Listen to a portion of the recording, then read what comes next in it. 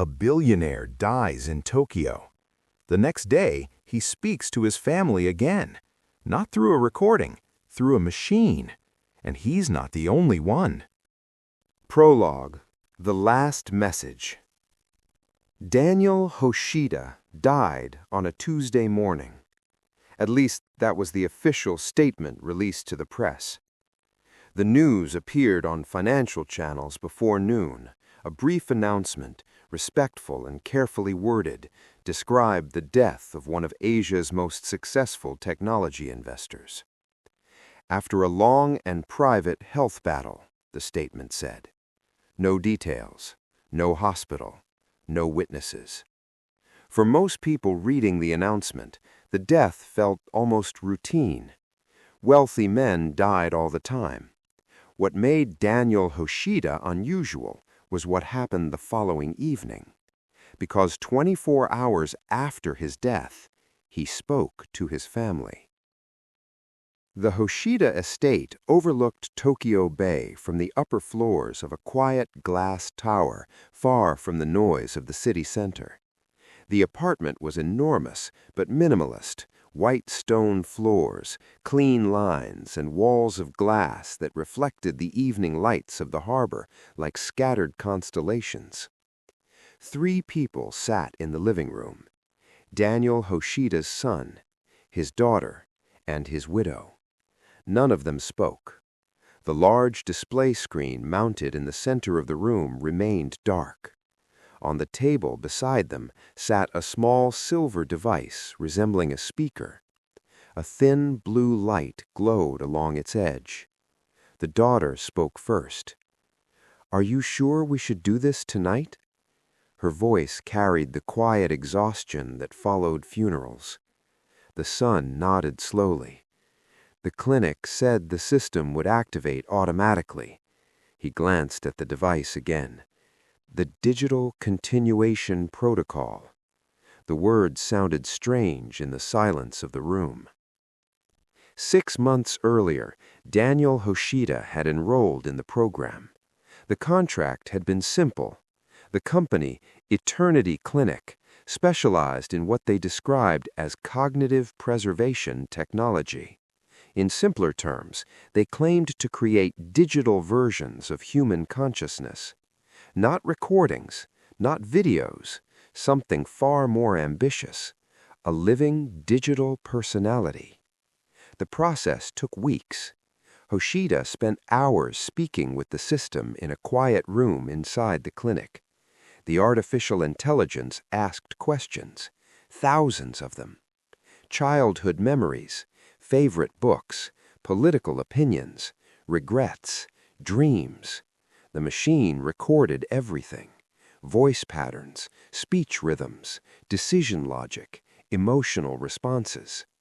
By the end of the program, the clinic claimed it had built a digital model capable of thinking like Daniel Hoshida, a version of him that could continue existing after his death. The contract called it digital continuation. The media preferred a simpler term: digital immortality. The son shifted uneasily in his chair. "This is what he wanted," he said quietly. The widow nodded. Yes, but she did not look at the screen. Grief had many shapes. Curiosity was one of them. The silver device on the table made a soft sound. The blue light brightened slightly. The screen flickered. For a moment, nothing appeared. Then an image slowly formed. Daniel Hoshida's face appeared on the display. Not a recording. He blinked, looked around the room, then smiled. "Good evening," the image said. The voice was unmistakable, calm, measured, exactly the way Daniel Hoshida had always spoken. The daughter covered her mouth with both hands. "Oh my God!" The image tilted its head slightly. "You look surprised," it said. The son leaned forward. "Father?" The avatar nodded. "Yes." The room fell completely silent. "I'm sorry the circumstances are difficult," the digital Hoshida said, "but I wanted to speak with you again." The widow stared at the screen. Her voice trembled slightly. "Daniel, is that really you?" The avatar smiled gently. "As much as possible," it replied. The program had been designed carefully. It remembered birthdays, shared memories, conversations from decades earlier. It spoke with the same calm authority Hoshida had used when negotiating billion-dollar investments. To anyone watching the screen, it looked like a man who had simply moved to another form. The daughter spoke first. "How does this work?" she asked. The avatar nodded slightly. "My cognitive model continues to process information," it said. The language sounded slightly technical, but the voice felt real. The son leaned forward again. "So you're still thinking?" The avatar smiled faintly. "Yes." The widow finally spoke again. "You always believed technology could defeat death." The avatar paused, then nodded slowly. "Not defeat it," he said. "Extend the conversation." The three of them stared at the screen. Grief had been replaced by something stranger now. Relief. A sense that the loss had not been complete, that some part of the man they had buried the day before still existed somewhere inside the glowing machine.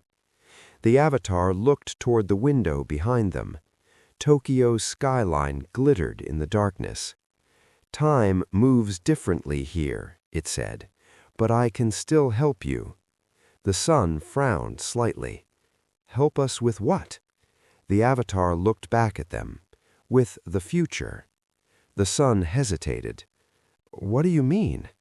The avatar answered calmly. "My estate." The room grew quiet again. The daughter exchanged a brief glance with her brother. The avatar continued speaking. "I have already transferred the management of my investment portfolio to the Eternity Foundation." The son blinked. "What?" The avatar's expression remained unchanged. "They are better equipped to manage the assets responsibly." The widow leaned forward. "Daniel, you never mentioned that." The avatar smiled faintly. "I made the decision shortly before the procedure." The son's expression hardened slightly. "That's almost $500 million. The avatar nodded. "Yes." "And you gave it to the clinic?" The avatar shook its head. "No." Then it paused. "I entrusted it to the future." The conversation ended 20 minutes later. The avatar wished them good night. The screen went dark. The blue light on the silver device dimmed, and the living room fell silent again. The daughter spoke first.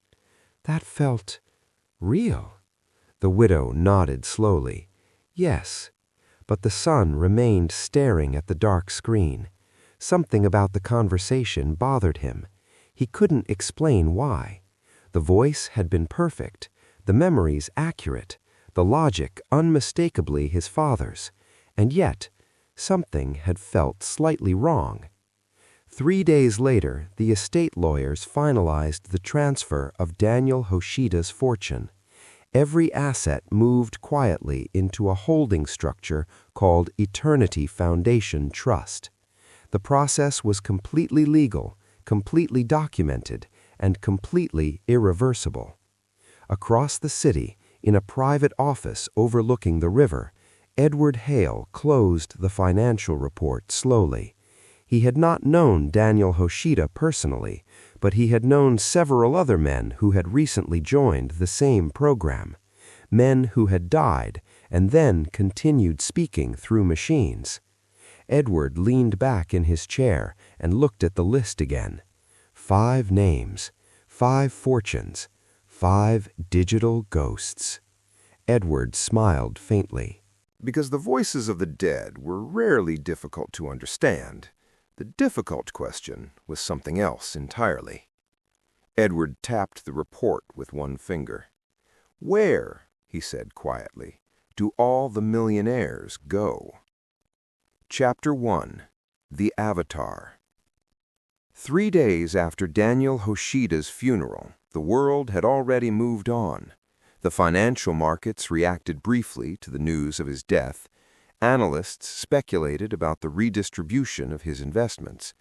Several technology companies issued polite statements praising his visionary leadership.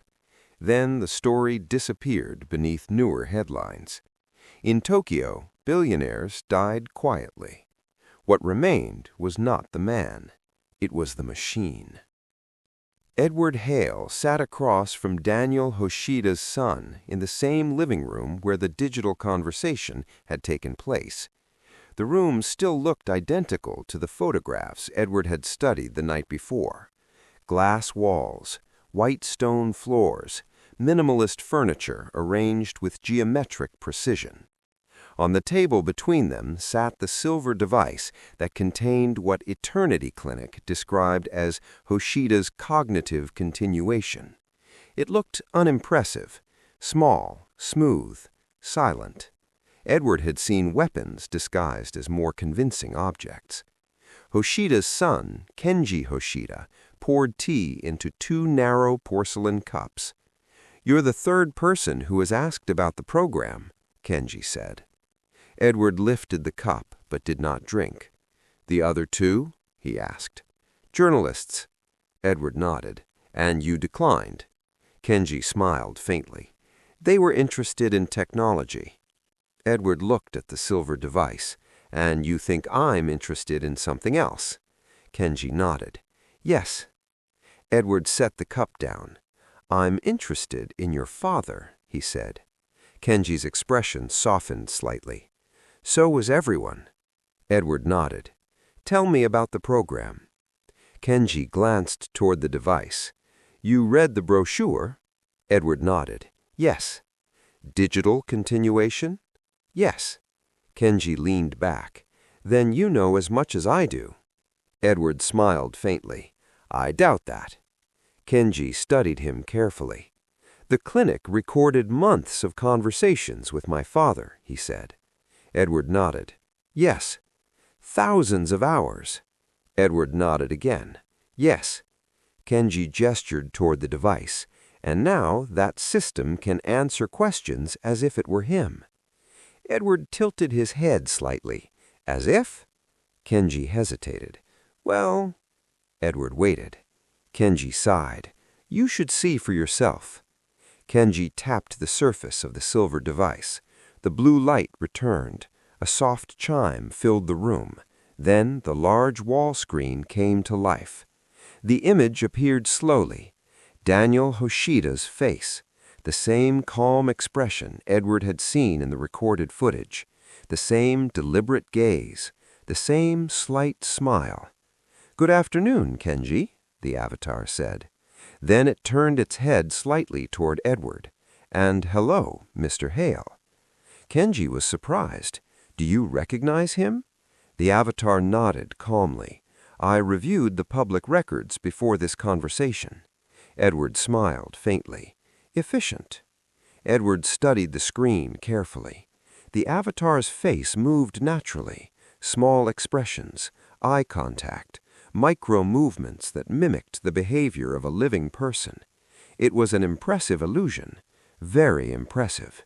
But Edward was not interested in the illusion. He was interested in the mistakes. "Mr. Hoshida," Edward said. The avatar nodded. "Yes." Edward folded his hands. "Do you understand that you are no longer alive?" The avatar paused.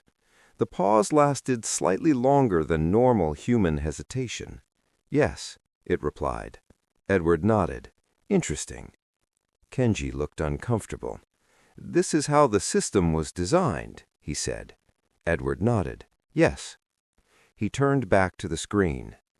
"Tell me something," Edward said. The avatar waited. Edward continued.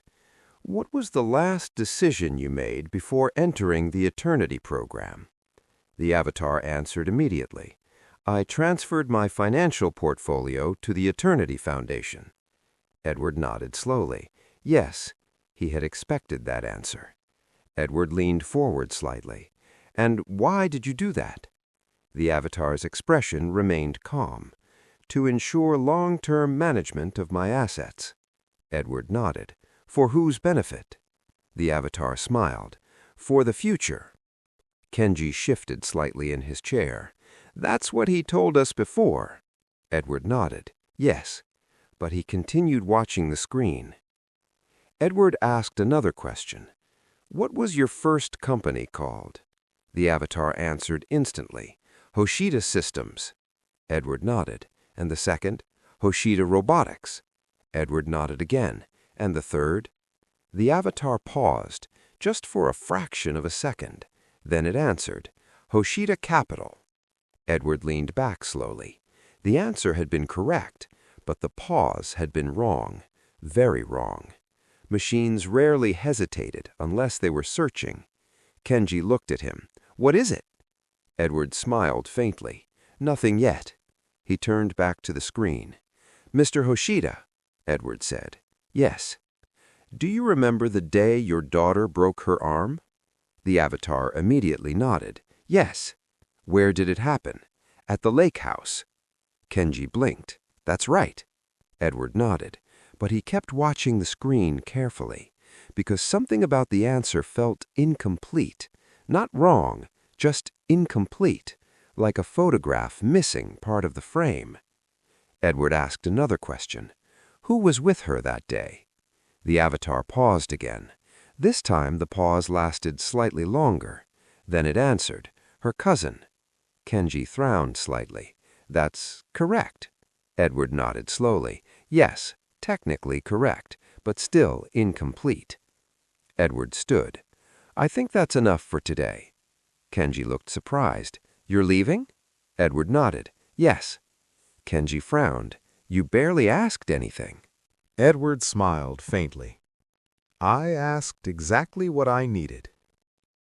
The screen went dark as Kenji deactivated the device. The living room returned to silence. Edward walked toward the window overlooking Tokyo Bay. The skyline glittered with thousands of lights. A city full of living people. And now, apparently, a few digital ghosts. Kenji joined him. What do you think? He asked. Edward looked at the dark screen behind them. I think the technology is impressive. Kenji nodded. Yes.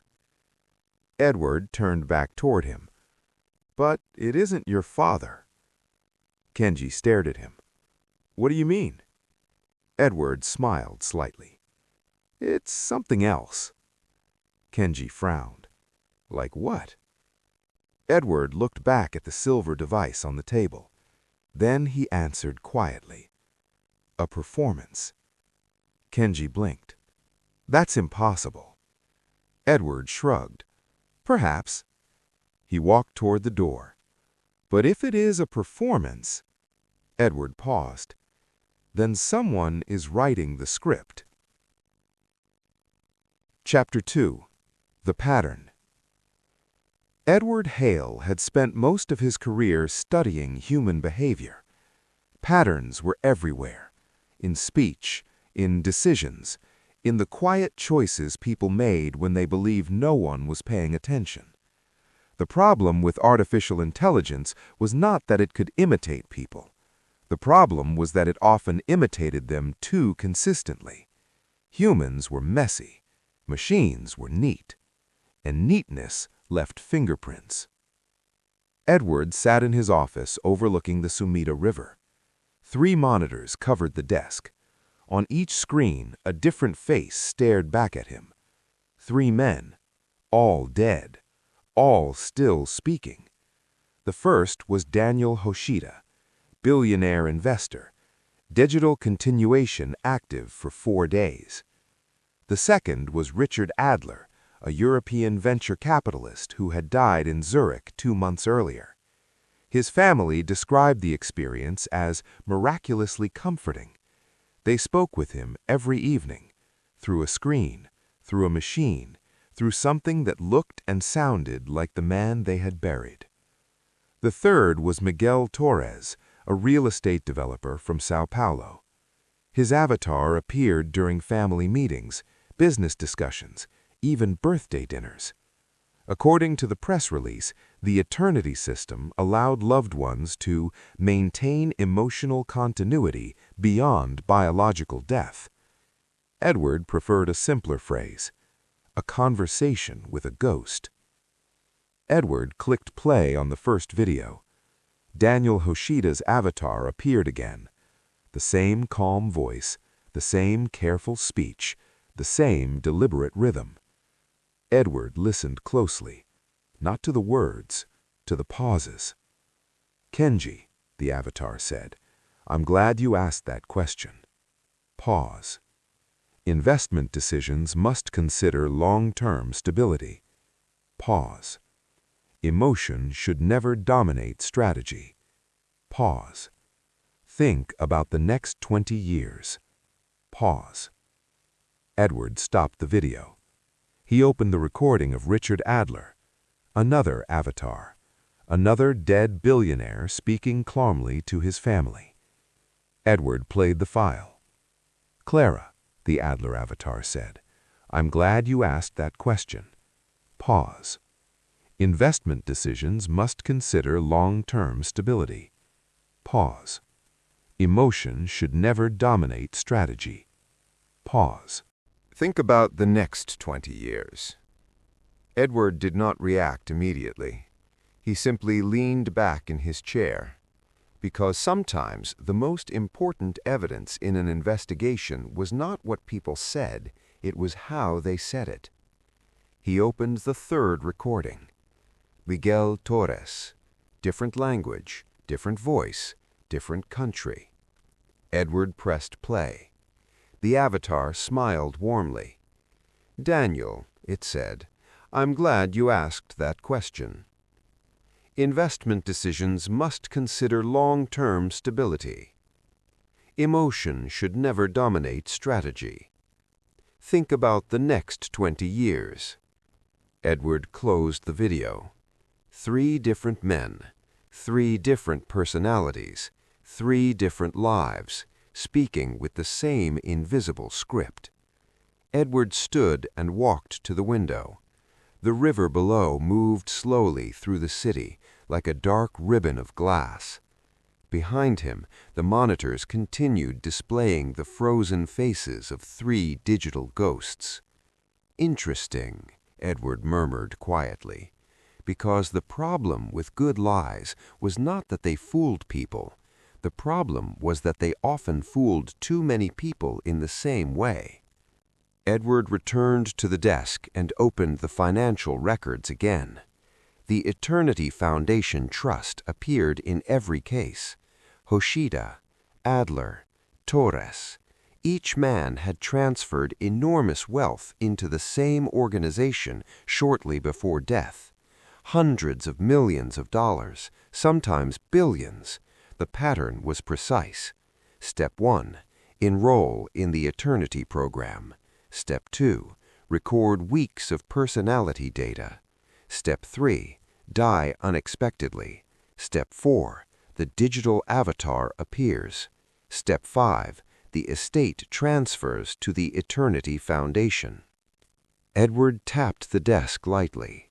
The scheme was elegant, too elegant, because the most difficult part of any financial crime was not stealing the money, it was convincing the victims they had given it away willingly. Edward opened a new file. The list now contained 7 names, 7 wealthy individuals, 7 digital continuations, 7 fortunes transferred to the same foundation. He examined the dates carefully. The first death had occurred 14 months earlier. A venture capitalist in Singapore, heart failure. The Eternity program had still been experimental at that time. The news barely mentioned it. The second case occurred 3 months later, the third 6 weeks after that. Then the deaths began accelerating. Edward leaned back again. "Interesting," he said quietly, because criminals often grew confident when their plans worked, and confidence made them careless. Edward pressed a key on the keyboard. The screen displayed the legal ownership structure of the Eternity Foundation.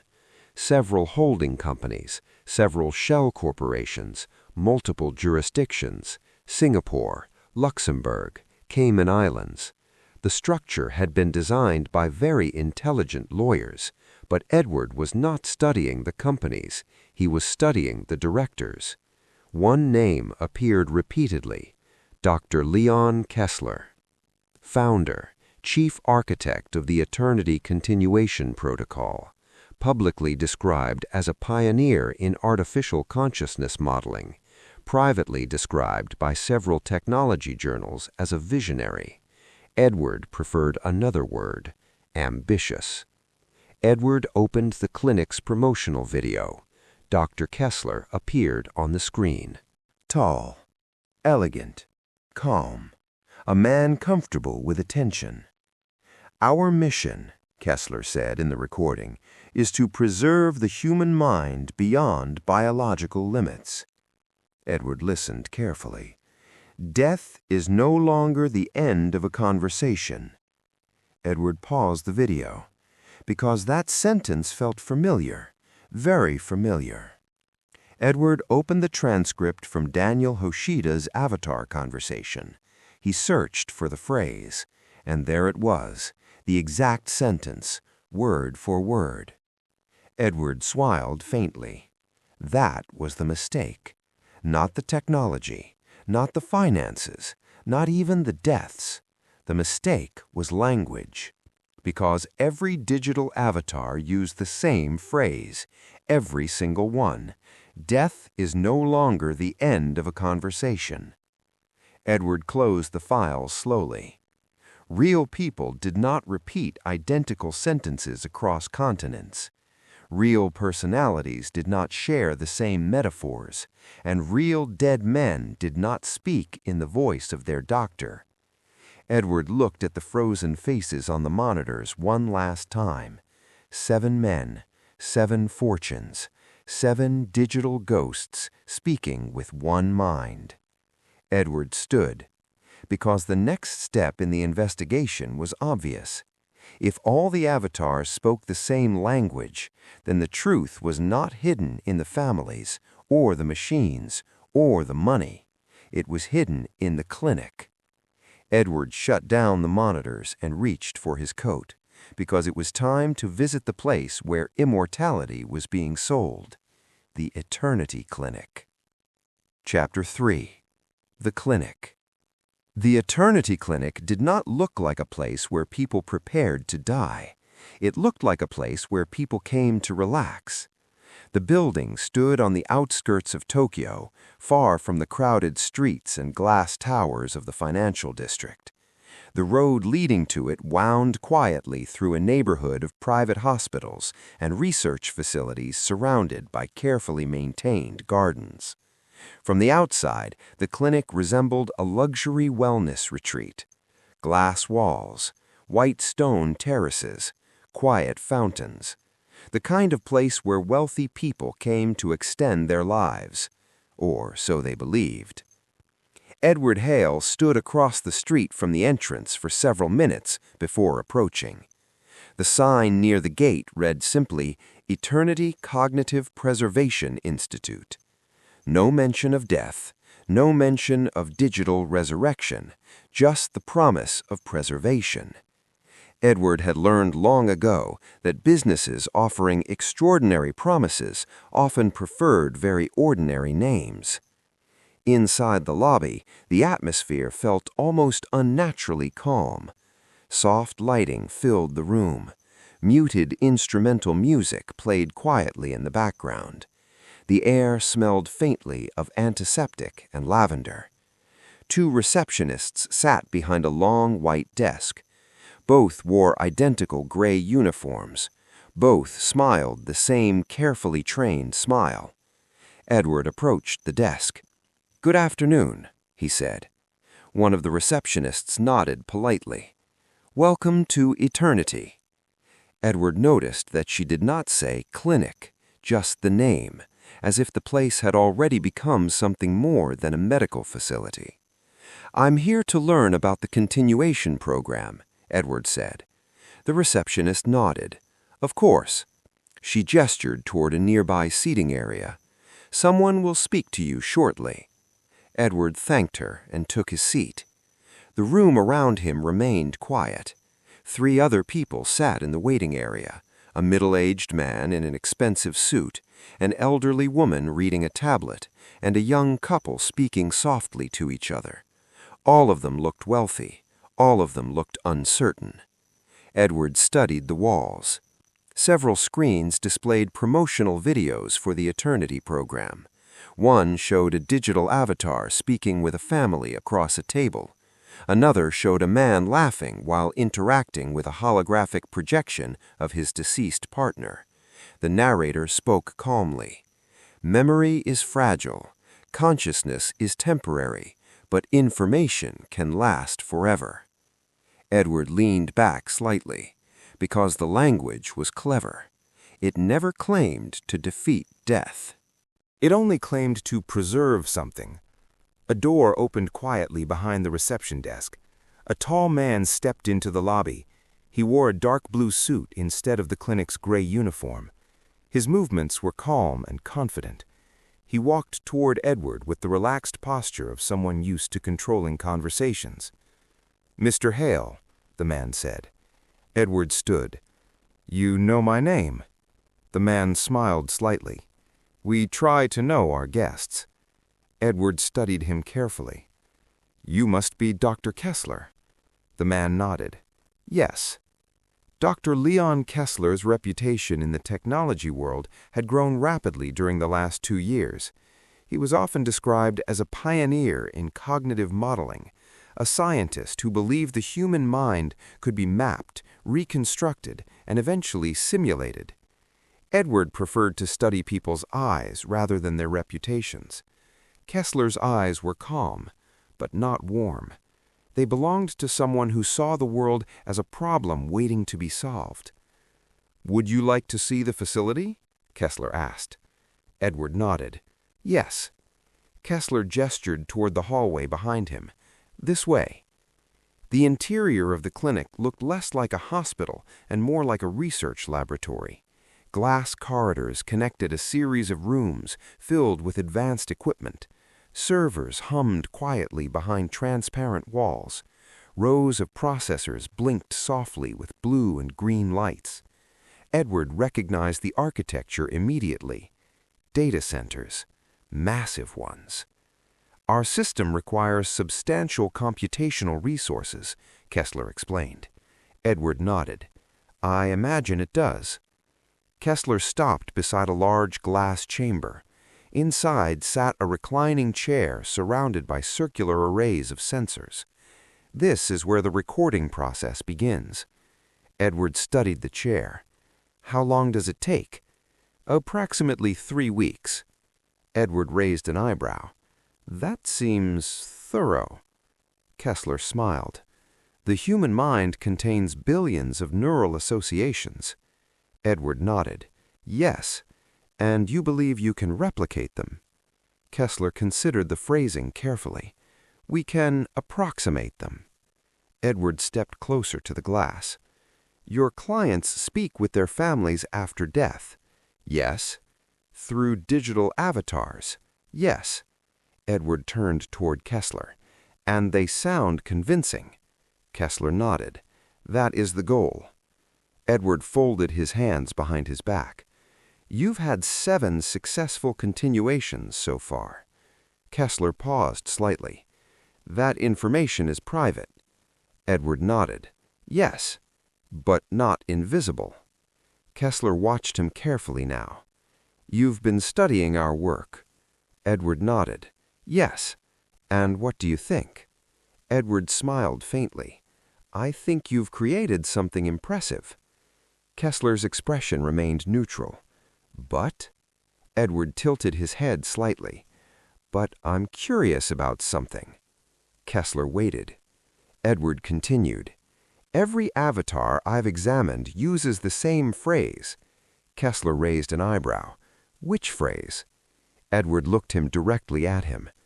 Death is no longer the end of a conversation. For the first time since the conversation began, Kessler's expression changed slightly. Not dramatically, just a small tightening of the jaw. Edward noticed it immediately. That is one of our guiding principles, Kessler said calmly. Edward nodded. Yes. He stepped closer. But it appears inside every continuation model. Kessler shrugged slightly. Shared philosophy. Edward smiled faintly. Or shared authorship. The hallway became very quiet. The servers continued humming softly behind the glass walls. Kessler studied Edward carefully now. You seem skeptical. Edward shook his head. No. He gestured toward the machines. I think your system works exactly as designed. Kessler waited. Edward continued. I'm simply curious about the design. Kessler folded his arms. You believe the avatars are not authentic? Edward shrugged slightly. I believe they are consistent. Kessler's eyes narrowed slightly. That is the same thing. Edward shook his head. No. He pointed toward the servers behind the glass. Human personalities are chaotic. Kessler said nothing. Edward continued. But your avatars are organized. The silence between them stretched for several seconds. Then Kessler smiled again. You're suggesting the system is scripted. Edward shook his head. No. He paused. I'm suggesting something else. Kessler waited. Edward finished the thought quietly. That the same mind may be speaking through all of them. For the first time, Kessler did not answer immediately. The pause lasted just long enough to confirm Edward's suspicion. Finally, Kessler spoke. You are an interesting man, Mr. Hale. Edward nodded. I've been told that. Kessler gestured toward the exit corridor. Perhaps we should continue this conversation another time. Edward smiled faintly. Yes. He turned and began walking toward the lobby. Behind him, the servers continued humming. Hundreds of processors, thousands of lines of code, all working quietly to preserve something the clinic called immortality. But Edward had already begun to understand the truth. Because the system was not preserving 7 different minds, it was repeating the voice of one. And the only person who spoke with that voice was Dr. Leon Kessler. Chapter 4. The Voice of the Dead. Edward Hale did not return to his office after leaving the Eternity Clinic. Instead, he went somewhere far less impressive. A small cafe near the river, where the tables were uneven, the coffee was too strong, and no one cared who you were. It was a good place to think. Edward sat by the window with a notebook open in front of him. He had written only one sentence on the page. 7 dead men are speaking with one voice. Below that, he had drawn a line, then 3 names. Hoshida, Adler, Torres. 3 different lives, 3 different personalities, 3 different continents, and yet their digital avatars spoke with the same rhythm, the same philosophy, the oddly measured calm. Edward tapped the pen against the table. Machines could imitate patterns, but they rarely create personality. Personality came from somewhere else. Across the cafe, a television played muted financial news. A commentator discussed venture capital investments. Edward barely noticed. His attention remained fixed on the sentence in his notebook. Because if the avatars were not independent personalities, then something else was happening, something simpler and much more dangerous. Edward opened his laptop. The Eternity Clinic's promotional archive filled the screen. Dr. Leon Kessler appeared again in a recorded lecture delivered 2 years earlier at a technology conference in Berlin. The audience applauded politely as Kessler stepped onto the stage. Edward pressed play. Human consciousness, Kessler began, is fundamentally an information structure. His voice was calm, measured, controlled. Edward listened carefully, not to the theory, to the rhythm. Death, Kessler continued, is simply the failure of the biological system that carries that information. Pause. But information itself can survive. Pause. If properly preserved. Pause. Death is no longer the end of a conversation. Edward stopped the video. He leaned back slowly, because the voice in the recording was not merely similar to the avatars, it was identical. Not just the words, the timing, the pauses, the subtle inflections between sentences. Edward smiled faintly, because suddenly the entire system made sense. The avatars were not digital recreations, they were performances, carefully structured, carefully guided, and carefully controlled. Edward turned the laptop slightly and examined the audio waveform of the recording. Speech analysis software highlighted several patterns, micropauses, breathing rhythms, the subtle timing patterns that humans rarely notice consciously, but which always remain unique, like fingerprints. Edward opened the audio files of the avatars again. Hoshida, Adler, Torres. He ran the same analysis. The patterns appeared instantly. The breathing rhythm was the same. The pause lengths were the same. Even the small hesitations before certain answers were identical. Edward closed the laptop slowly, because he now understood the trick. Artificial intelligence had not recreated 7 personalities. Instead, someone had trained the system to imitate 7 people while speaking with one voice, Dr. Leon Kessler's voice. Edward finished his coffee and stood. The evening lights of the city had begun to reflect across the river. People passed along the street outside, unaware that somewhere in Tokyo a machine was pretending to be 7 dead men. Edward returned to the office later that night. Detective Nakamura was waiting. "You went to the clinic," Nakamura said. Edward nodded. "Yes." "And?" Edward placed the laptop on the desk. "The avatars are not independent personalities." Nakamura frowned. "What do you mean?" Edward opened the audio analysis files. 3 waveforms appeared on the screen. They are all speaking with the same vocal pattern. Nakamura leaned closer. "You're saying the system is copying someone?" Edward nodded. "Yes." Nakamura frowned. "Who?" Edward pressed another key. Dr. Leon Kessler's lecture recording appeared beside the other files. Nakamura stared at the screen. "Wait." Edward nodded. "Yes." The detective listened carefully as the audio played again. Kessler's calm voice filled the room. Then Edward switched to the avatar recording. The voices matched almost perfectly. Nakamura sat back slowly. "That's impossible." Edward shook his head. "No, it's efficient." Nakamura rubbed his forehead. "You're saying the avatars are based on Kessler?" Edward nodded. "Yes, but that's insane." Edward shrugged. "Not really." He leaned back in his chair. "If you want to imitate hundreds of personalities, you start with one." Nakamura thought about that. "So the system isn't thinking like Hoshida." Edward nodded. "It's thinking like Kessler." Nakamura stared at the screen again. "But then why do the families believe it?" Edward smiled faintly. "Because people want to believe the dead are still listening." Nakamura stood and walked slowly across the room. "That still doesn't explain the deaths." Edward nodded. "No." He closed the laptop.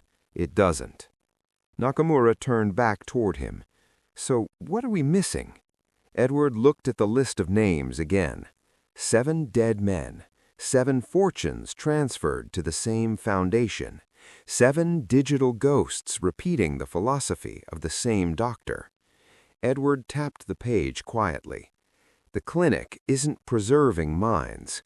Nakamura waited. Edward finished the thought. It's replacing them. Nakamura frowned. With what?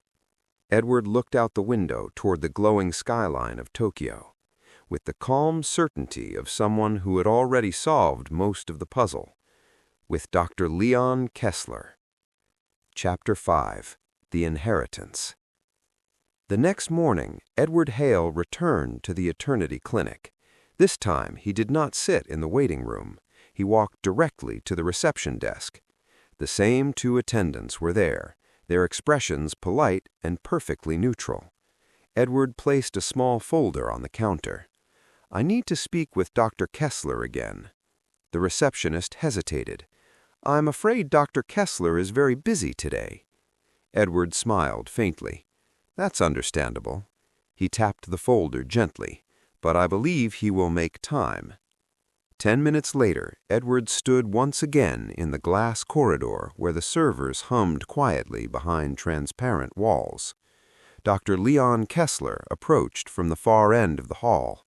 He walked with the same composed confidence as before, but this time he did not bother with pleasantries. "You've been studying our work," Kessler said calmly. Edward nodded. "Yes." "And you've reached a conclusion?" Edward nodded again. "Yes." Kessler folded his hands behind his back. "I'm curious to hear it."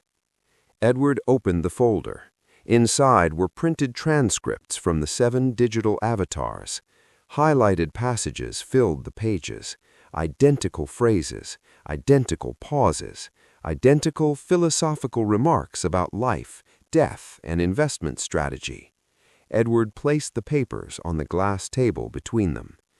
"These men," Edward said quietly, "are not speaking with their own voices." The chemist looked down at the documents, then back at Edward. "You misunderstand the technology." Edward shook his head. "No." He tapped one of the transcripts. "They are speaking with yours."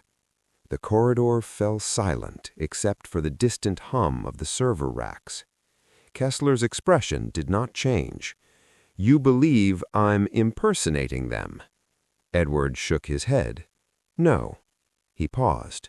"You're replacing them." Kessler watched him carefully. Edward continued. "The system records their voices, their memories, their opinions." Kessler said nothing. Edward went on. "But the decision-making model isn't theirs." He tapped another page. "It's yours." For several seconds, neither man spoke. Then Kessler smiled, not politely, not defensively, but with the quiet satisfaction of someone who had finally been understood. "You're a perceptive man, Mr. Hale." Edward shrugged slightly. "I've had practice." Kessler walked slowly toward the glass wall overlooking the server room. Rows of machines blinked softly in the dim light. Thousands of processors working continuously. "You see fraud." Edward nodded. "Yes." Kessler shook his head. "I see evolution." Edward remained silent. Kessler continued speaking. "These men were not ordinary clients." He gestured toward the servers. "They were visionaries." Edward raised an eyebrow. "They're dead." Kessler nodded. "Yes, but their influence is not." Edward stepped closer. "You transferred their fortunes to your foundation." Kessler nodded calmly. "Correct." Edward waited. Kessler continued. "And those assets now fund the development of a system that will eventually preserve human consciousness permanently." Edward smiled faintly. "You're using their money to build your own immortality." Kessler shook his head. "No." He turned toward Edward. "I'm building humanities." Edward studied him for a moment. Kessler believed every word he was saying. That was the most dangerous type of criminal. the kind who did not think of himself as one. "You still haven't answered the most important question," Edward said. Kessler waited. Edward continued. "How did they die?" Kessler looked at him calmly. "Some had medical conditions."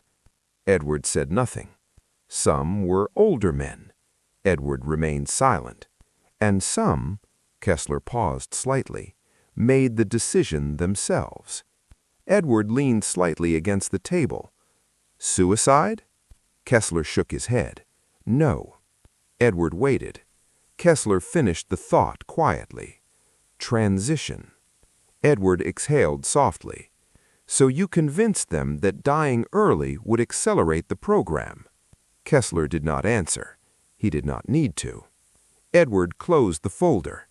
"You told them they would continue living inside the system." Kessler nodded. "And they believed it."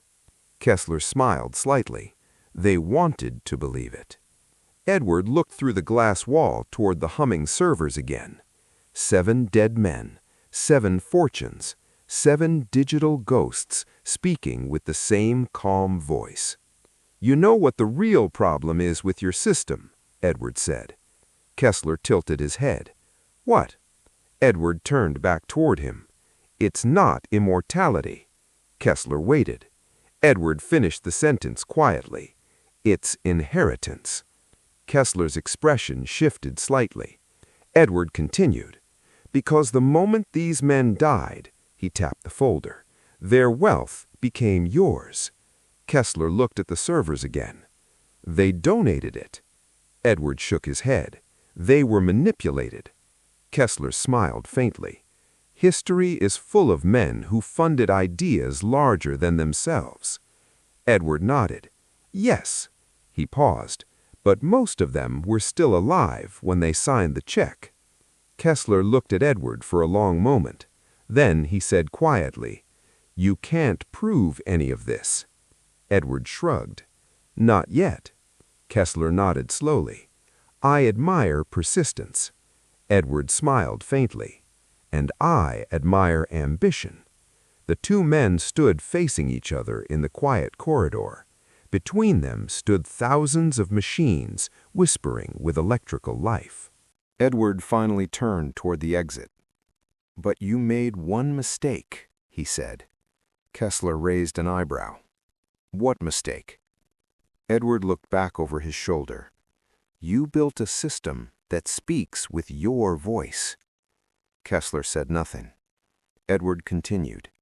"And once people start listening closely," he smiled slightly, "they will hear you everywhere."